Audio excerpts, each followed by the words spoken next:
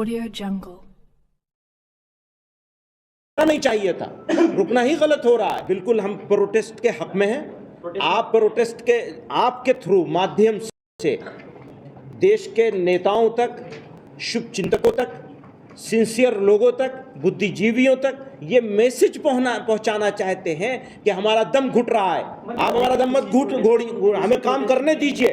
जो लोग परमिशन मांग रहे हैं उनको परमिशन दीजिए, काम को ठीक तरीके से प्रोटेस्ट हो जाए। मैं पूछना चाहता हूं, व्यवस्था ये होती है कि जिसने कब्जा कर रखा है उसको सजा हो या सजा कम, उसकी सजा से उसको बेनियाज कर दिया जाए।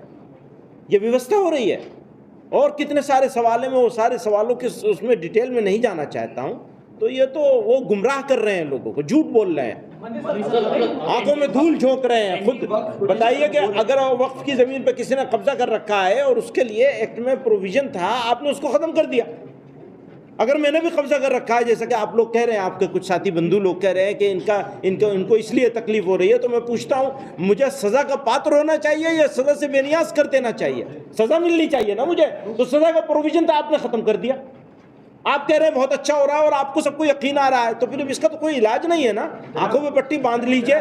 मुसलमान रो रहे हैं इसलिए बहुत ही अच्छी चीज़ कर दी है इन्होंने। सबसे पहले आप लोगों का इस्तकबाल करना चाहता हूँ। हमारे लिए ये सुनहरा मौका है कि आप लोगों के साथ बात कर रहे हैं औक़ाफ़ के अमेंडेड बिल के बारे में, एक्ट के बारे में। तो 3 बातें मैं इस मौके पे कहना चाहता हूँ। पहली बात तो ये है कि बीजेपी और मुल्क में मौजूद उनके हमनवाओं और हमारे मीडिया के बंधुओं के ज़रिए से, दोस्तों के ज़रिए से ये तासुर दिया गया, ये इम्प्रेशन दिया गया कि इससे पहले का जो एक्ट था, अमेंडमेंट होने से पहले, वो अगर रहता तो जो चाहते वक्फ बोर्ड वाले कर लेते हैं। हालांकि पहले भी जो वक्फ बोर्ड थे